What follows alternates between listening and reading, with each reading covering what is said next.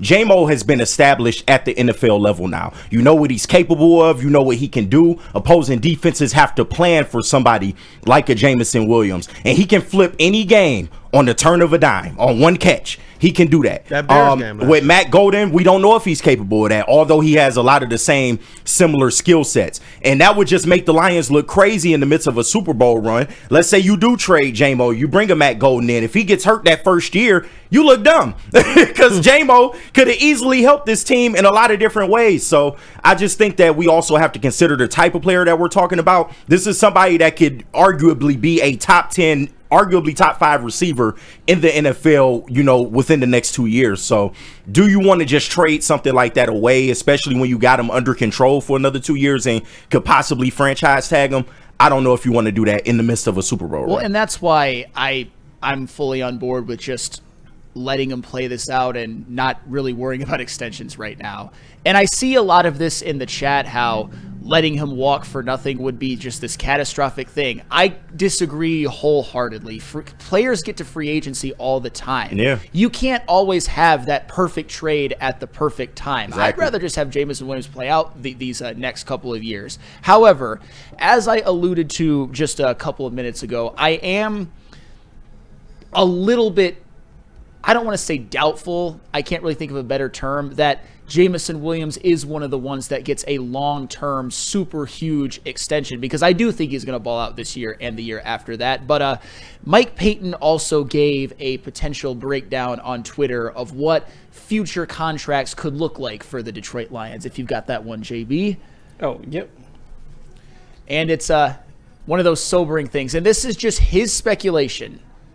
Hutch could potentially get 4 years at $160 million. Kirby, 4 years, 82, which, or is it 82 or 90? 82. 82. I would take that at $100. Yeah. Same for Branch. Same for Branch, 4 years at 82. Again, I think those are good contracts. Yeah. Gibbs, 4 at 89. Laporta, 4 at 80. And Jameson Williams, 4 at $120 million. I'm not gonna lie, Laporta might be the odd man out there, but that's just me talking. And that's okay. Yeah, but somebody is. And do you know another thing? And you guys might be surprised that I'm bringing it up.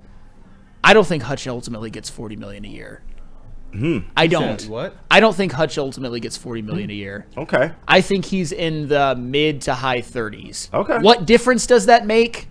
Who knows? 10 less million a year, it makes a difference. I think that's something that they could get done. I think the Kirby and Branch extensions, I think those could be cheaper. Now, I would argue those two can be a little bit cheaper.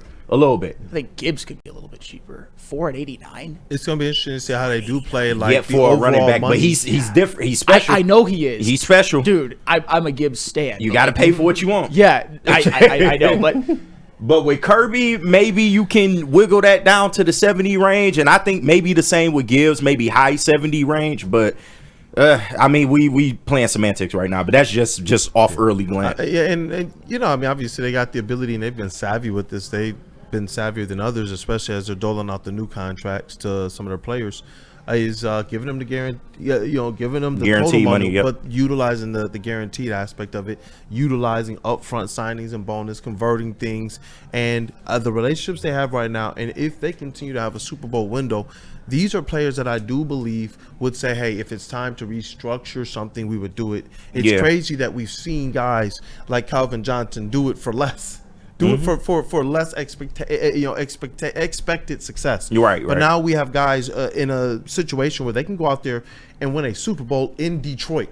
That goes down into the history books forever, not just because you won it, but because you did it in Detroit. Damn right. And that to me is something worth. And you talking about guys like Hutch, I can see him getting the total money, but I can see him maybe working with the Lions as relates to guarantees, understanding how they can do bonuses and such, to be able to make sure this team stays in position if they're going to give you that bread to win. You know, sometimes you look over the wall and money is really, really nice, but to some of these competitors, I wonder, do you want to be in a situation that you see Max Crosby in? Right, Do you really want to be in that type of situation if you're Hutch? He just seems like such a competitor who wants to put on for this Lions team that I could see them, like I said, throwing out that total money, but making sure that all in all, these guys work together to make sure this team can have a chance to win every year. And I guess that's the good thing about the Lions building the culture like they have. Like, a lot of these guys are selfless guys. A lot of these guys just want to come in here. They want to play football. They don't really care about the business aspect of it. And that's not to say they don't want their bag. Of course, they're going to get paid. And I think the Lions do want to do everything in their power to make sure that these guys get what they deserve. But, you know, hopefully that culture part of it can play into the negotiations a little bit, and maybe you can shave a little bit off here, a little bit off there. But it's all yet to be seen, because we all know the NFL, the money keeps going up every year. And these guys, the market keeps raising. It gets harder and harder to keep some of these guys at some of the numbers that they're making. But it's yet to be seen, you know, whether they might give a little bit here or a little bit there because they like the situation so much.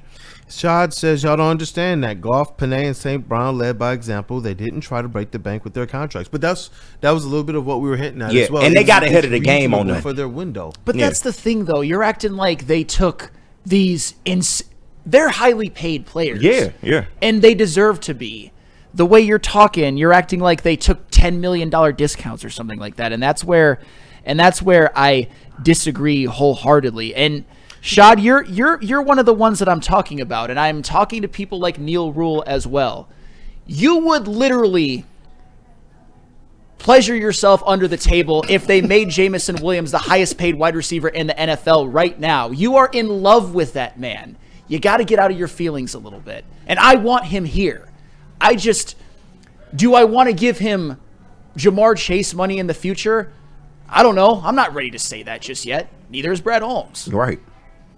Yeah, and with this, though, you know, not that they took $10 million discounts, but it is deals that they can work to their advantage if they have to keep the window open. And what I do like is that they decided to move early to give themselves more of a discount, because what if you had to pay Goff after he was a top 5 MVP candidate? Right, that exactly. bill goes up, and they did it just before this big old explosion to the salary cap. So if they can see an opportunity where they can kind of savvily, which Brad Holmes has proven, at least for these 3 players to do, 3 high-paid players, 3 guys that you're going to look at and say, these are our captains across the board, Goff, Panay, and Amon-Ra. Right. You know, these are going to be some of your leaders by example. That it does give me a little bit more confidence when you look at it that way. When what Mike Payton broke it down, it's steep, and you start instantly looking for, man, who's the high guy out. Mm-hmm. But Brad Holmes has shown that at least he's savvy enough to make something work. But I do get your point, fam. No, and that's the thing with St. Brown, Goff, and Panay. They did get out ahead early on those contracts, but the reason for that is because their agents allowed that. We would love JMO to maybe get signed early, and that way you save a little bit of money, but it's all up to him and his agent. But that just speaks to the good rapport that they have with this Lions front office, and then Panay, Goff, and Amon-Ra St. Brown coming to the table and say, let's get a deal done early. And they were able to get paid. They were able to get what the market dictated, but you were able to get out ahead of that and maybe save yourself 4 to 5, maybe even $6 million on each player. So it's a good move, and we don't know. Time is still of the essence in terms of what's going to happen with JMO and some of these other guys, but because those other guys did set the market. No, they did. They did. Amon-Ra, Panay, JG. Those guys got big dollars. Yeah. And obviously, instantly you saw them. All these other players started complaining, and it changed the market quickly. But at the time, to Flannel's point, those guys set the market. They did. We'll see.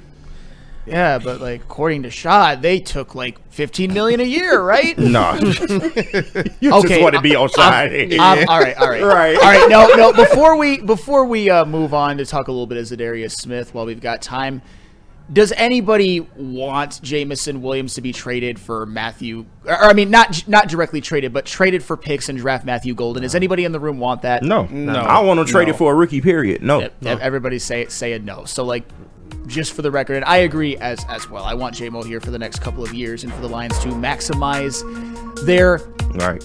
I don't want to say Super Bowl window, but their JMO window. It maximizes the Super Bowl window as well. And the